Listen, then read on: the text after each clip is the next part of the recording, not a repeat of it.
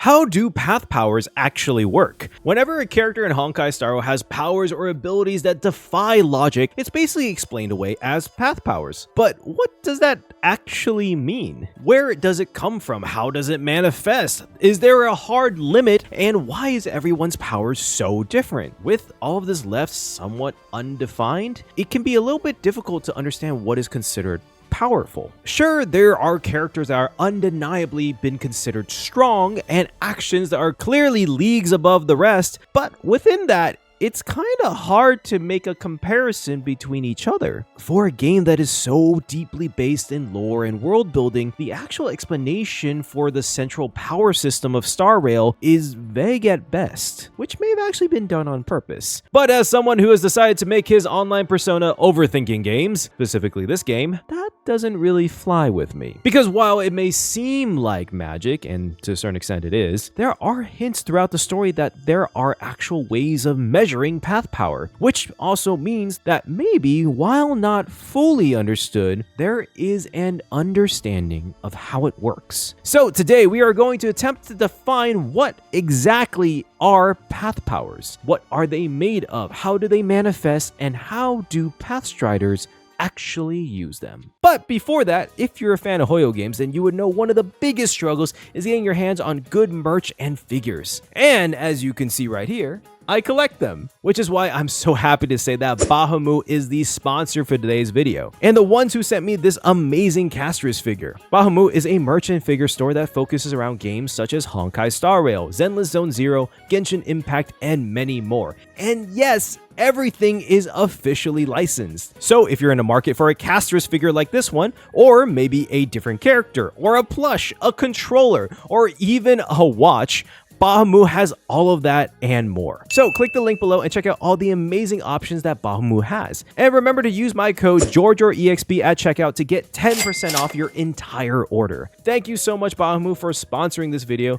Now back to the theory. Before we get into the powers that come from paths, we should first go over what exactly are paths and by extension, Pathstriders. Paths in essence are types of philosophies, various different ways to approach life. The major difference is that with a path, there is an eon, a god that represents that philosophy. They are the epitome of the philosophy, and their ascension caused the rise of this path. And with this rise comes a congregation of imaginary energy, which is, to be simplified, basically the energy that the universe naturally produces from the imaginary tree, which in HSR is in essence the structure of the universe, in a very similar way to Yggdrasil in Norse mythology. Now, once the eons have risen and their paths solidified, anyone who follows those philosophies to a point where their will aligns with a specific path, they will be able to draw power from it, as they can carry the will of that path. These are typically people who have dedicated their lives to a path in one way or another, and we'll get into the reason why I say it like that. These would be your masked fools, the Genius Society members, IPC directors, Galaxy Rangers, and of course, the Nameless. There are many more than just this, and they don't necessarily need to be part of a faction, but you get the idea. Now, an interesting point is that while Pathstriders dedicate their lives to a chosen path, the eon that governs that path tends to distance themselves from their followers, because an eon's sole focus is in the following of their paths. They can't actually do anything else. There's only really ever been two eons that normally interact with their followers, and that is Akaveli, the Trailblaze, and Aha, the Elation. Although it can technically be argued that the reasoning for that is because their paths required interactions with other people. But on the rare occasion that someone's able to gain the attention of an eon, the eon will gaze upon them, which many Pathstriders consider as one of the greatest honors as its acknowledgement of their efforts. However, it is key to note that an eon's gaze doesn't necessarily correlate exactly with acknowledgement, as we can definitely see with the Trailblazer at times. Now, if an eon chooses to bless and grant power directly to a Pathstrider, allowing them to draw power directly from that path, they are now considered an emanator. Basically the ultimate version of a Pathstrider, an enforcer and sometimes emissary of the eon's will in most people's eyes. These people are incredibly incredibly powerful as they draw their path directly from the Aeon. This would be Herta, Acheron, Diamond, Cyrene, and all of the Lord Ravagers. How one becomes an emanator has been a bit more clarified as of late, but it's still a little bit weird. As we've recently found, it's not as straightforward as it would seem. If you want to know more about emanators and Eons, I've done deep dive videos on both of them. The emanator one is a little bit on the older side, so it might not have the most recent information, but I would still say it's pretty relevant. Now that we've covered the baseline for paths in general, you may have noticed there is a pretty vague part of this. Specifically, how does one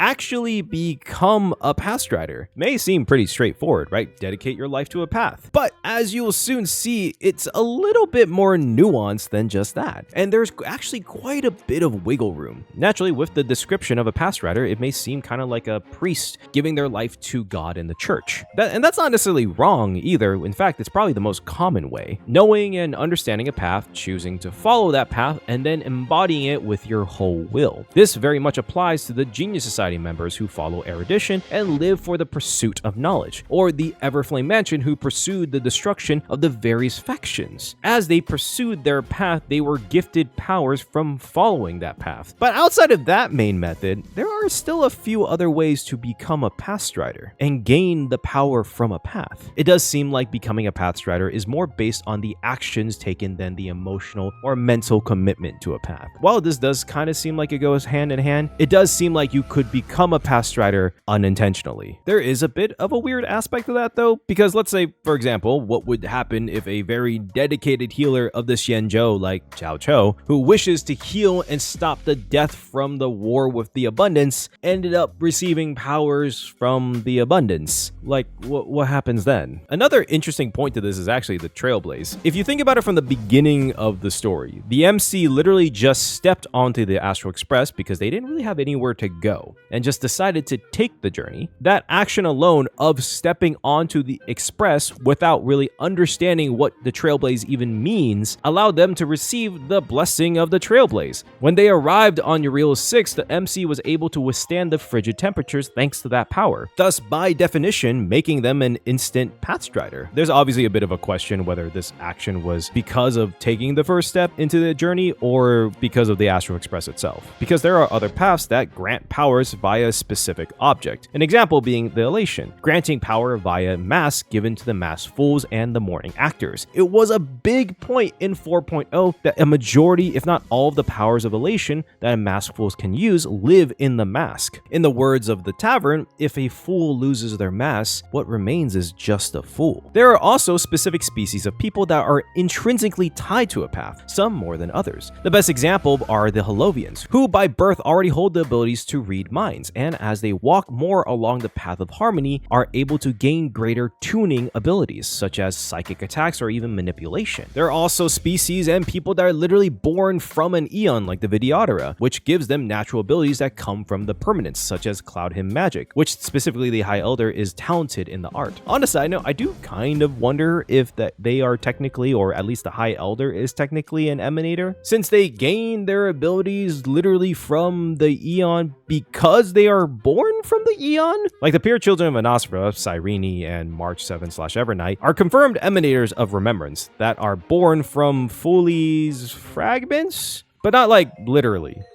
or physically.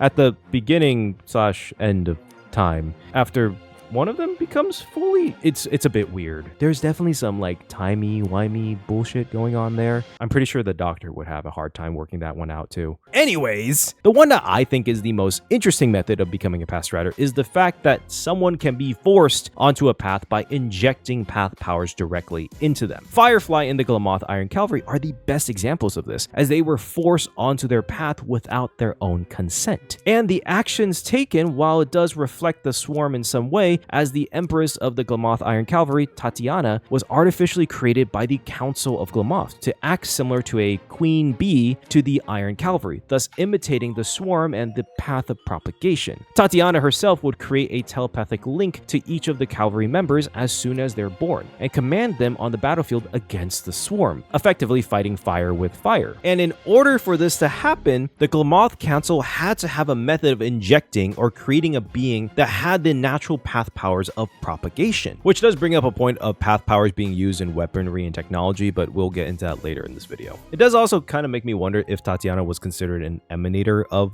propagation, as someone who does have the abilities to control a swarm herself in a similar way to how Scartabaz did. Now, while there are people forced onto a path or even born into a path, it doesn't mean they can't switch paths. It's been shown many times actually that there are people who turn back on their paths and become Pathstriders of a different path. In fact, it was literally just confirmed that all the Celeron hunters had to turn back on their original path and follow finality in order for them to join. And even the Lord Ravagers all seem to have direct ties to the paths they now oppose. This can even be applied to emanators. It was confirmed as much from Boothill way back in 2.1. He did also imply that it would be a very big deal and a very big problem if something like that happened. I can only assume it's because people that go back on their paths still maintain a certain amount of their powers. Dahlia is still able to use the powers from the destruction and the remembrance, and it does seem like the Celeron hunters are able to use abilities from their former paths as well. Although Black Swan did seem surprised that Dahlia still had powers from the destruction, which may imply that if a Pathstrider were to turn back on their paths, they will eventually go away or weaken over time, especially if they don't do anything for the path. So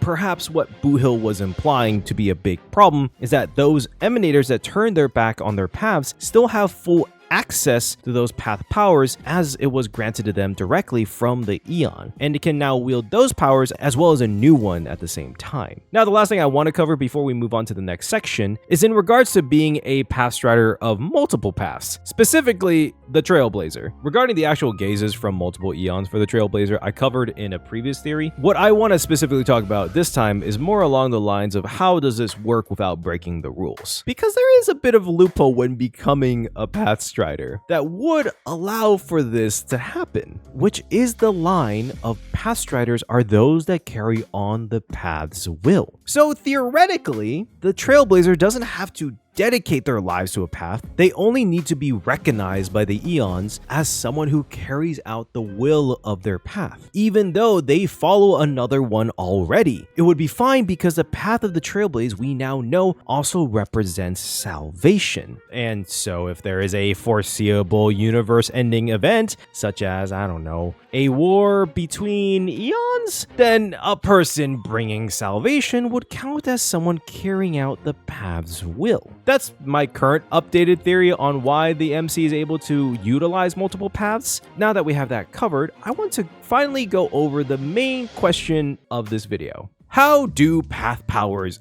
actually work? We've seen a massive variety of path powers, some that make sense for the path they follow and some a little bit less so. There's been many examples of Pathstriders of the same path having similar abilities, but also some that have massively different abilities, which kind of makes this question a bit of a mixed bag. So in order to work this out, I believe the best place to start would be to look at 100% confirmed abilities that are tied to certain paths and Pathstriders, because that is a straight line connection that we can build from. This would be like tuning, which has been 100% confirmed to be an ability used by Harmony Pathstriders, even ones that aren't Holovian. Even though 1 week was Sunday, no one seemed weirded out that a Pepeshi could use tuning. Another example is Memoria Manipulation, that is a confirmed ability for those who follow Remembrance and Enigmata. And finally, another one is the blessing that comes from following the Trailblaze that allows them to adjust to different planets a lot more easily. There are definitely more, but these are the main ones I could think of off the top of my head, that has been specifically used by multiple Pathstriders of the same path, and in multiple planets as well. From this, we can infer that there's a baseline ability given to each Pathstrider. Of course, there's probably exceptions. Aha gave a fucking worm the knowledge of the universe, so take this with a grain of salt. But it would make sense if, let's say, all Erudition Pathstriders start off with faster cognitive thinking and memory. Hunt Pathstriders have enhanced physical capabilities such as perfect eyesight. I mean, none of the generals are wearing glasses so far. I hope that's not like immediately proven wrong in like the next patch. Abundance Pathstriders probably have the ability to live longer lives and never get sick. And Beauty Pathstriders are just beautiful. yeah, let's just go with that. I'll let you come up with your own thoughts and theories about baseline abilities for each path in the comments below. But from there, we can assume that those abilities and powers get enhanced or changed as the Pathstrider continues to carry out their path's will. And this is probably where we start seeing those huge varieties of abilities within Pathstriders. It's actually not until 4.0, I believe, an explanation for this variety was hinted at. It was confirmed that the Masks of Elation boost the supplicant's natural abilities, and specifically their path abilities by enhancing their path powers. And the masks also take a shape that reflects the supplicant's soul, which makes me wonder a bit if path powers work the same way as well. That there is a baseline form, but it naturally evolves to reflect the soul of the Pathstrider. It will naturally become the abilities that best fit how the Pathstrider pursues their path. Now, of course, the fact that the masks take the shape of the wielder's soul and that it enhances the path powers of the wearer doesn't necessarily mean it correlates 100%. But at the same time, it's been confirmed that the path will change in accordance to the Pathstrider's own version of the original philosophy. So naturally, it would make sense that the abilities would take shape and fit that vision. There was mention in the 4.0 story that leading the Anti-Destruction Alliance would change the path of the Trailblaze, and I do wonder if that would change the actual abilities that the Trailblaze would grant to the Astral Express to fit that need. The way I'm kind of thinking about it is like Bleach's Zanpakuto, if you ever read or watched it. The Zanpakuto is part of the wielder's own soul, and the Shikai, the first release, is unique to the wielder as it's a reflection of their inner self. And this is kind of how I see the point when the base path powers evolve into each individual one. It's a reflection on their will and view of the path. It makes sense that Ranmei was able to fully analyze a Trailblazer's biological makeup in an instant because her pursuit in erudition is primarily based in biology and genetics. I don't think Ratio or Screwlum could use that same ability, but maybe Dr. Primitive could because his pursuit of erudition is in a similar-ish field. And it seems like each of the Lord Ravagers has abilities that are made to be perfect counters to the path they oppose, as it's a reflection of how they perceive the path of destruction. Now, ironically, the path that we've seen the most variety of powers from so far is the one that is the most narrowest. The Hunt, giving their Pathstriders powers over the elements, enhancing weapons, enhanced physical abilities, and even the ability to adjust fate and luck itself, which does show if the path with the narrowest philosophy is able to grant this much variety of powers, then imagine a path like Elation or Preservation that has a much wider view and scape of their philosophy, which probably results in a larger range of abilities to grant. There's also times where it does seem like the path abilities do kind of bleed into each other. Even Yao Guang mentioned that while she is the Eye of the Hunt, her abilities do more resemble Noose, and Fu Xuan was even blessed by Noose. Even with these overlaps, it does seem like the actual abilities given has to be related back to the core philosophy of the path. While Yao Guang's abilities mirror Noose, strategizing and predicting your target's location and their actions are core aspects of the Hunt. Now, with that being said, there is an interesting question of how these abilities grow if a Pathstrider were to become an Emanator. Do they get the full access of all the different spectrum of powers and abilities from that path, or is it kind of something like the Mask of Elation, where it boosts their current skills and abilities, but like by 100-fold? It's actually really hard to say, as we've never seen a character transition from being a Pathstrider to an Emanator and witness the change of their abilities. I mean, I guess March to a certain extent, but it's a bit weird because she didn't really know she was a follower of Remembrance before Evernight awoke. So it's not really a good comparison from her using basic 6-phase ice to full-on planetary memoriam manipulation. I would also like to remind people that technically speaking, no one has actually defeated Evernight. Like, it took being threatened by the Star Rail equivalent of the Death Star for her to even consider backing down. And honestly, it was more from March using Takano Jutsu on her own version of a Jinchuriki. Wait, is that a reference too old now? Shit. Here, better yet, her own version of Sukuna.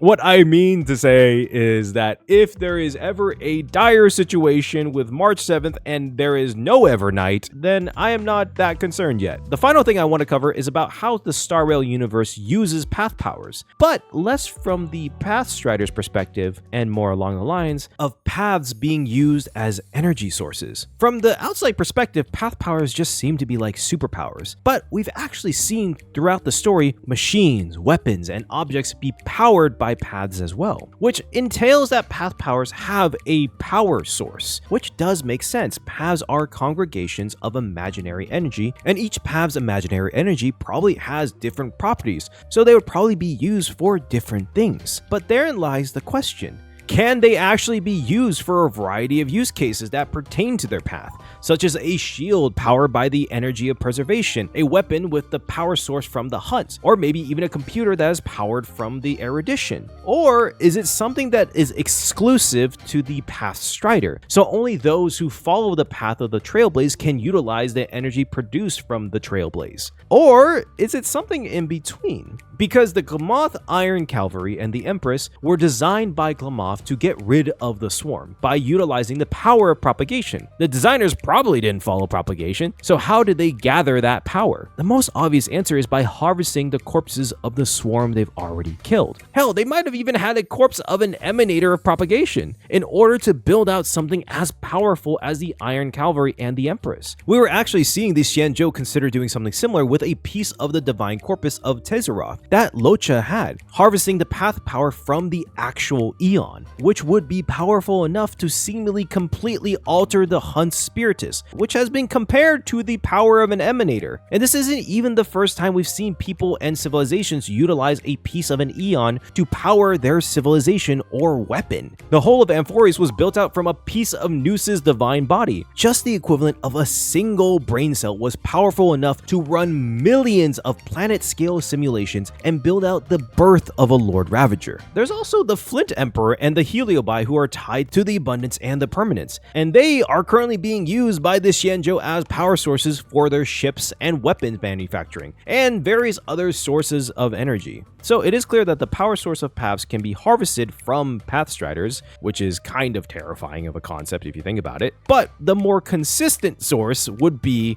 the piece of a divine body of an Eon, or an essence of their Eon's power as a source of energy and probably some sort of relic as well. Multiple branches of the tavern hold an echo of primordial laughter, which may also be the power source for all the craziness inside of the tavern. I wouldn't be surprised if the IPC has stones and shards from Klopov's hammer, or the family has music from Shipe themselves, or the Garden of Recollection using shards of Fuli as a power source. That actually might be why Everknight's so pissed off at the Garden of Recollection, because they might have been using her as a power source, since she is a pure child of Anasrava. Even the Astral Express is rumored to be powered by the heart of Akaveli, which would totally make sense why going to an unexplored world fuels the Express, literally making the heart beat on its own again. There was actually an interesting concept that was brought up during one of my live streams of parasitic emanators. People who funnel path power directly into themselves from the Eon, which by definition would technically make them emanators. This originally came up when the viewer had taken what Black Swan said back in 3.2 about emanators of remembrance attaching themselves to Fuli's pinky finger, literally, drawing power directly from Fuli.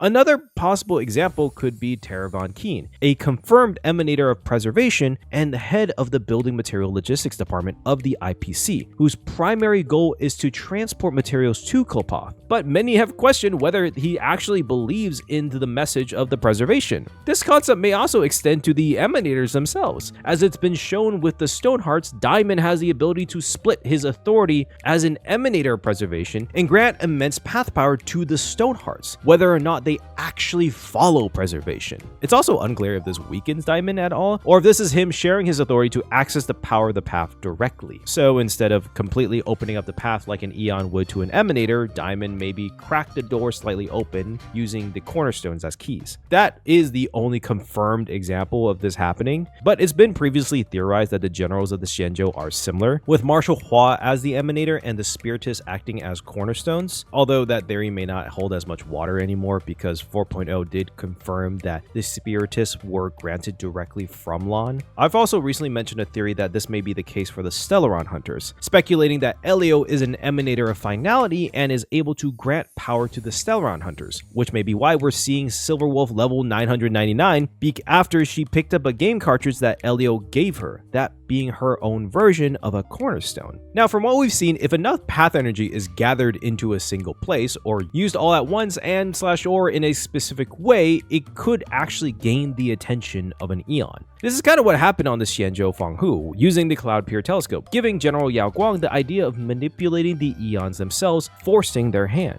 It also does seem like if a specific type or if enough path energy is gathered in one place, it draws in other Pathstriders of the same path. I'm mainly talking about the Galaxy Ranger's bullet that calls out to all of them at once. There's also the time when the Herta called a Genius Society meeting, which seemed to be mainly from the power of erudition, and of course there was that one time when the Trailblazer was trying to reach out to the various factions throughout the universe using their abilities over multiple paths. And it does bring up a very interesting point of the immediate connection between Pathstriders, being able to call upon them in a time of need, and a kind of uniting factor between the whole path. We might actually see more of this whenever we get to the War Among Eons, but I do wonder specifically for Emanators if they could do something similar and reach out to other Emanators, or even call down the Eon themselves, like a one-time prayer or something like that. Hey, Future Jordan here. So I wrote this video before 4.1 came out, and during the 4.1 update, there was a new addition to the Divergent Universe, the Elation patch. And when you first access the Divergent Universe, Scroolum has a conversation with you where he states those who possess path energy aren't necessarily Pathstriders. On paper, that does kind of contradict the whole entire Firefly thing, where she is a Pathstrider of propagation, but was forced into it because she was injected with path energy. And I've kind of interpreted this in like two-ish different ways. For one thing, he is specifically talking a lot about the Phantasmoon games and Elation. And what he might be referring to more is the masks of Elation. And so this would be more along the lines of what I was speaking about, of utilizing path energies in technology and weaponry. That the mask of Elation is like a medium to utilize Elation path energy, and that enhances their innate path powers. In that sense, they are not Pathstriders of Elation, they're just utilizing the path energy. And the second way I've interpreted this is more along the lines of temporary versus permanent. The thing about Firefly and maybe some of the other characters that are born into a specific path is that those things are permanent. They have to live with it for the rest of their lives. As opposed to the Phantasmoon masks, which are temporary. After the game is over, you take them off and you don't necessarily have those powers anymore, as from what we understand. In that sense, they're not Pathstriders because it's a temporary measure versus a more permanent measure. Anyways, I did want to mention that because it was related to my video. To be honest, this is everything I have on path powers. And if you've noticed, there's quite a bit of speculation. Because as I said before, Star Rail, maybe on purpose, left their main power system pretty vague. So what was mentioned in this video is just logical connections from what we've seen of path-powered weapons and Pathstriders utilizing their abilities. I did kind of say that this is Star Rail's version of magic, and honestly, path energy does kind of act in a very similar way to mana in other magic-based stories. There's ways to measure it, there's tools made from it, and there are people that can naturally use and shape it. But I would like to see Hoyo put a little bit more structure to this power system. Like, what happens when a Pathstrider runs out of path energy? Is that even how it works? How is the harvesting of path energy done? And how is it even stored? What techniques take up more energy and what takes up less? There's no way to really measure that. I say this all because I do find path energy to be such a fascinating version of a power system. Because if you think about it, it's primarily based around faith. The idea that people found out that truly gods exist, and then decided to harvest and harness their infinite power as energy sources, literally turning faith into weapons. I just feel like there's an allegory in that. But that's the theory for today. If you made it this far in this video, thank you so much for watching. If you like these types of theory and explanation videos, let me know by liking and subscribing. And as always, leave your own thoughts and theories in the comments below. If you're interested in discussing Star Rail, ZZZ, and Genshin lore, feel free to join my Discord in the link below as well. Now, with all of that being said, peace.